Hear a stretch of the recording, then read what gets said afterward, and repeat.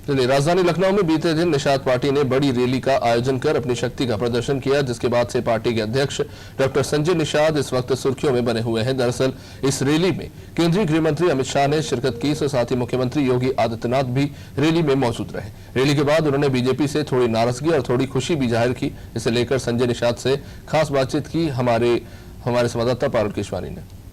Nishad party के अध्यक्ष इस वक्त हमारे साथ मौजूद है संजय निषाद जी। संजय निषाद जी, बहुत बहुत स्वागत करती हूँ आपका नादी टीवी पर। आपके चैनल को बहुत बधाई है कि कल मेरी रैली, जो विशाल रैली थी, जो जनसमूह था, प्रदर्शन था, शक्ति प्रदर्शन था, उसको आप लोगों ने जनता तक पहुंचाया। और जनता जो निचले पावदान से आई थी, हमारे कार्यकर्ताओं पदाधिकारियों को धन्यवाद और बधाई देता हूं। उम्मीद रखता हूं कि 2022 की जो सरकार बनने जा रही है, उसमें निषाद पार्टी एनडीए के साथ रह के मजबूती के साथ 300 पार जीतेगी। मछुआ समुदाय आया था, थोड़ा सा नौजवानों को निराशा जरूर लगी है, उसे भी, चूँकि वो भाषा नहीं समझ पाया। अमित शाह जी ने बोला था भाई मछुआ समुदाय के जो मुद्दे हैं, जो वो हम हल करेंगे, आने वाली जो सरकार 2022 की बनेगी, तो वो मुद्दे हल करने को नहीं समझ पाए, क्योंकि वो जानते ही हैं वो आरक्षण के मुद्दे को बात करना चाहते हैं। तो आरक्षण का मुद्दा हल हो रहा है, हम उम्मीद रखते हैं भारतीय जनता पार्टी जल्दी से उसे आरक्षण के मुद्दे को हल से। लेकिन आपको कोई आश्वासन नहीं मिला? नहीं, मन से तो माननीय अमित शाह जी ने सीधे कह दिया कि भाई हम सब कर रहे हैं और इनके समस्या मुद्दों को हल भी, मछुआरों के मुद्दे को हल भारतीय जनता पार्टी करेगी।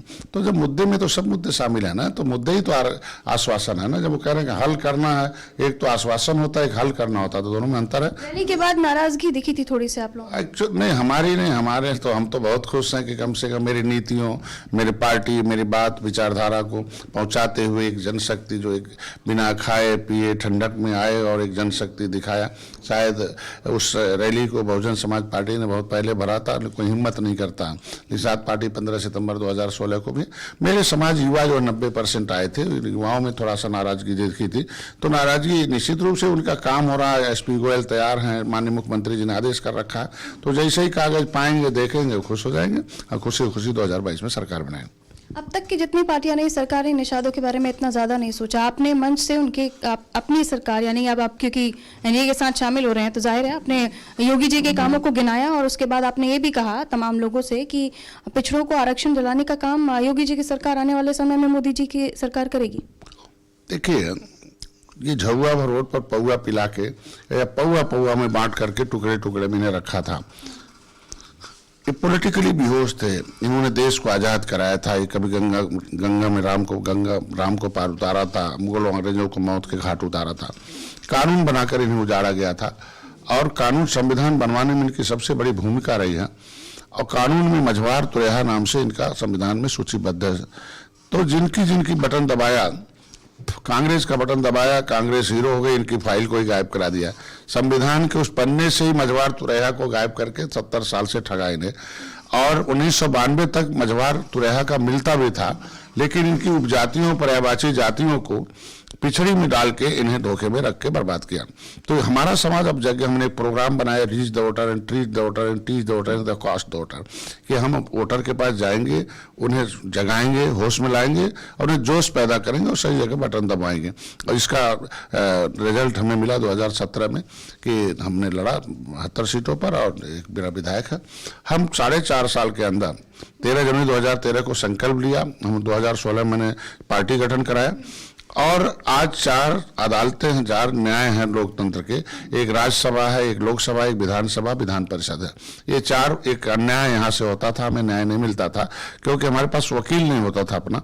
तो राज्यसभा में मेरा वकील हो गया, लोकसभा में जिन्हें प्रवीण साध हो गए, विधानसभा में हमारे पार्टी के विजय मिश्रा हमारे एक जीत के आए 2017 में, और एक विधान परिषद खाली था, डॉक्टर संजय। तो जब न्यायालय में अब वकील हो जाता है तो निश्चित रूप से उन्हें न्याय मिलने को मिलता है। हम लोग वकील हैं, वकालत कर रहे हैं। मैंने मंच पे भी कल बोला कि माननीय योगी आदित्यनाथ हमारे वकील रहे हैं, सड़क से सदन तक आवाज उठाए हैं, वो खुद जज हो गए हैं। आज जज ही मेरे टेबल पर बैठा हो तो निश्चित रूप से हमें अब जज को जजमेंट करना। तो जज कोई जरूरी नहीं है कि पहले दिन हम जजमेंट कर दे, उसके ऊपर है। कभी कभी बहस होते हैं, फैसले। आप भरोसा कर रहे हैं? भरोसा नहीं, मैं उनके साथ हूँ, देख रहा हूँ काम हो रहा। अब भरोसे पर तो मेरा समाज है ही है। जज वो है तो किससे भरोसा किया जाएगा? दिल्ली में, उत्तर प्रदेश वो जज हैं, तो जज नहीं है उससे थोड़ी भरोसा किया जाए। भरोसा तो भाजपा पे किया जाएगा ना, जज वही है। और निश्चित रूप से 2022 की सरकार अगर भाजपा को बनानी है तो हमारे समाज को संतुष्ट करना उनका काम है। सरकार बनाओ अधिकार पाओ, वो अखिलेश यादव सपा पार्टी ये कह रही है कि हमने तो बहुत काम किया पिछड़ों के लिए, अब जो भारतीय जनता पार्टी है वो वर्गलाने का काम कर रही है, धोखा देने का काम कर रही है। मैं तो ये कहूँगा कि माननीय अखिलेश जी को 5 बार सरकार उत्तर प्रदेश में बनने का अवसर मिला था, बहुजन समाज पार्टी को 4 बार, पिछड़ों के नाम पर उन्हें, दलितों के नाम पर इन्हें मिला था, लेकिन विकास किसका हुआ? आज दरोगा देखा था थाने में तो एक भी हमारे निषाद समुदाय का एक भी चपरासी नहीं, होमगार्ड नहीं है, किसी विभाग में हमारा कोई चपरासी नहीं हो 70 साल से, और तेली बड़ी लोहार पाल गणरी का भी ना हो, तो कैसा समाजवाद हो? आज के दिन में सामाजिक न्याय समिति का रिपोर्ट कहती है कि 27% में एक समुदाय का पिछड़ों में आरक्षण पर कब्जा है, क्षेत्रों में, हर क्षेत्रों में कब्जा है, 23% आरक्षण पर केवल बहन जी के लोगों का कब्जा है। तो जो सामाजिक न्याय समिति का रिपोर्ट कहता है वो तो मेरा नहीं है ना। तो आज सामाजिक न्याय समिति की रिपोर्ट के आधार पर ही तो आज आखिर इन्होंने किया ही होता सभी लोगों का, तो क्यों लोग आइन से हटते, क्यों सत्ता से इन्हें दूर करते, क्यों इनका साथ छोड़ते, बहन जी का साथ क्यों छोड़ते? भारतीय जनता पार्टी के अंदर एक खासियत देखा कि जब इन्होंने 2018 में हम एक ऐतिहासिक जीत दिलाए गोरखपुर, फूलपुर, कैराना, नूरपुर, तो इन्होंने जो हमें लास्ट में हम लोगों को जो इन्होंने वादा किया था नहीं किया, तो 2019 में मोदी के साथ आए। सपा और बसपा एक मजबूत गठबंधन था, फिर भी हम भारतीय जनता पार्टी के साथ आए और एक विदेश भी जीते। इसका मतलब हम अपने वोट को जो एक झोरे में था बोरे में कस दिया, झोरा झोरा अलग अलग था, उस एक बोरे वोट को मैंने गिनती कराने में कामयाब हो गए कि बड़ा गठबंधन महागठबंधन था सपा बसपा का, लेकिन उनके खिलाफ हम मोदी के साथ खड़े हुए तो हमने 40 सीटें पूर्वांचल में जिताने में कामयाब हो गए। तो उसको देखते हुए 2022 का जो इलेक्शन होगा निषाद समुदाय किंग मेकर की भूमिका में होगा। आज के दिन में सबको साथ लेकर सबके लिए, मान लीजिए निषाद राज का किला है, वहाँ पर्यटक घोषित कराया माननीय मोदी जी ने, वहाँ एक निषाद राज राम की मूर्ति लग रही है, आज के जो मत्स्य मंत्रालय अलग हुआ है, तो जो भी कुछ मछुआरों के लिए काम हुआ, एक लाइन का ये लोग क्या करते थे, 30 साल से पहले से सपा की सरकार 30 साल बसपा की हुई, तो सपा आती थी पिछड़े से मेरा नाम निकालती थी और बसपा उस पर स्टे लगाती थी। नाम क्या था? कभी 5 साल की सरकार थी, 5 बार की सरकार इनकी थी, कभी इन्होंने अपनी जुबान से नहीं कहा कि ये मछुआरे तुम्हारा नाम संविधान में मझवार और तुरैया के नाम से लिखा है, तुम मझवार और तुरैया मांगो। जिस तरीके से कांसी राम ने चमार भाइयों से कहा, हे चमार भाई अपने सरनेम को मत याद करो, जो संविधान में लिखा उसे तुम्हारा बेटा हाकिम बनेगा। उन्होंने द ग्रेट चमार लिखा और उसका लिया, लेकिन इन लोगों ने हमारे समाज को गुमराह किया कि तुम केवट मल्ला बिंद कश्यप कहार के लिए मांगो, हम तुम्हें देंगे, तुम्हें दें। कभी उन्होंने संविधान में मिले हुए आरक्षण का नाम नहीं लिया, तो बहुत बड़ा बेईमानी है ना। भारतीय जनता पार्टी से उम्मीद रखता हूं और उनमें पहल भी किया है, धन्यवाद दूंगा माननीय योगी आदित्यनाथ को कि उन्होंने सार्थक निर्णय लिया है। उन्होंने उनकी मंशा, उन्होंने अब ऑर्डर किया कि एसपी गोयल जी इस फाइल को जल्दी तैयार करो, माननीय सिद्धार्थ जी उनके जो कमियां। लेकिन मेन मसला जिस पर आप लोग अभी तक फाइट कर रहे हैं, 4.5 साल योगी जी की सरकार और अभी भी आप उन्हीं के साथ हैं, आगे क्या करेंगे अगर ऐसा नहीं हुआ तो? देखो 70 साल का मामला है, 70 गुना उलझा हुआ है, उसे सुलझाने में थोड़ा टाइम लगता है। कल मायूस इसलिए हुए, भारतीय जनता पार्टी ये कह देती कि आपके आरक्षण के मुद्दे पर काम हो रहा, समय पर आपको दिखेगा मिलेगा, तो कोई नाराज नहीं होता। मैं कहता हूं कि फिर भारतीय जनता पार्टी को इसका स्पष्टीकरण देना होगा कि कितना हो चुका है, कितना बाकी है, कब मिलेगा, उससे मेरा समाज खुश है। क्योंकि चीज का इंतजार आप कब तक करेंगे? मैं तो भैया जज हैं, जज किससे उम्मीद कर सकते हैं, और हम लोग वकील हैं, हम एक एक पन्ने, एक एक एविडेंस। उन्होंने कोई टाइम लिमिट दी ना, आप कोई ऐसा टाइम लिमिट लेकर चल? हमें उम्मीद है कि अभी जितने भी काम हो चुके हैं, जितने भी आरक्षण से संबंधी काम हो चुके हैं, उस पर केवल अब माननीय मुख्यमंत्री जी का, प्रमुख सचिव का साइन होना, क्योंकि कोई चीज उसमें कुछ है ही नहीं। संविधान में मझवार तुरैया लिखा है, कैबिनेट में कोई जरूरत नहीं है।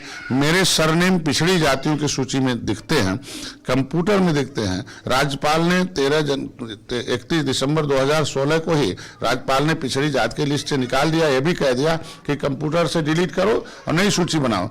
जब मेरा नाम पिछड़ी से निकला हुआ है, राज्यपाल से बड़ा कौन होता है, राष्ट्रपति से बड़ा कौन होता है, संविधान से बड़ा कौन होता है? जब संविधान में लिखा है और उन्होंने कहा उसे इंप्लीमेंट करना है, ऑफिशियल त्रुटि है। कुछ अधिकारी बदमाश हैं जो गुमराह करते रहते हैं, उस पर सरकार से वार्ता चल रही है, जल्दी से उसका हल होगा, बैठकें होंगी। एक अंतिम सवाल, यूपी के सिंहासन का इतिहास की सरकार रिपीट होती नहीं है सर, लेकिन इस बार आप लोग साथ में हैं, कहीं कुछ मिस्टेक तो नहीं कर रहे? डॉक्टर संजय हमारे समुदाय का एक सिद्धांत है कि जिस नाव पर बैठते हैं उसे डूबने नहीं देते हैं, लेकिन अगर खुद कोई उसमें से डूबना चाहता है तो उसे नाविक तो कभी डूबा नहीं रहे, डूबना चाहे तो नहीं, अगर कोई ऐसे ही कूद के डूबना चाहे उसमें हम क्या कर सकते हैं, लेकिन इतिहास रखा कि जिस नाव पर नाविक बैठा रहता उस नाव को कभी डूबने नहीं देता। एक छोटी सी बात और, प्रधानमंत्री कहते हैं रेड टोपी रेड अलर्ट, लेकिन आज जब रैली देखी तो यहाँ तो लाल ही लाल दिख रहा था, फिर क्या कहिए? नहीं, मैरून मैरून दिख रहा था, क्योंकि दूर से थोड़ा मैरून दिखता तो लाल नजर आने लगता लोगों को। एक मैरून और लाल में मैरून नहीं था, बल्कि वो रैली मैरून हो गई थी, इतनी लाल टोपी से पट गई थी। ये मैरून का मतलब होता है जब खून जमीन पर गिरता है तो लाल जो है मैरून हो जाता है। तो मेरे परिवार, मेरे समाज के लोगों ने ज्यादा इस देश पर बलिदान दिया है, खून बहाया है, उसका ये रंग है, बलिदानी रंग है। और लाल टोपी का जो खतरा है वो समाजवादी को इंगित किया था उन्होंने, और निश्चित रूप से समाजवादी पार्टी को लोगों ने साथ दिया था, और उन्होंने ठीक से काम किया होता तो क्यों उनका साथ छोड़ते।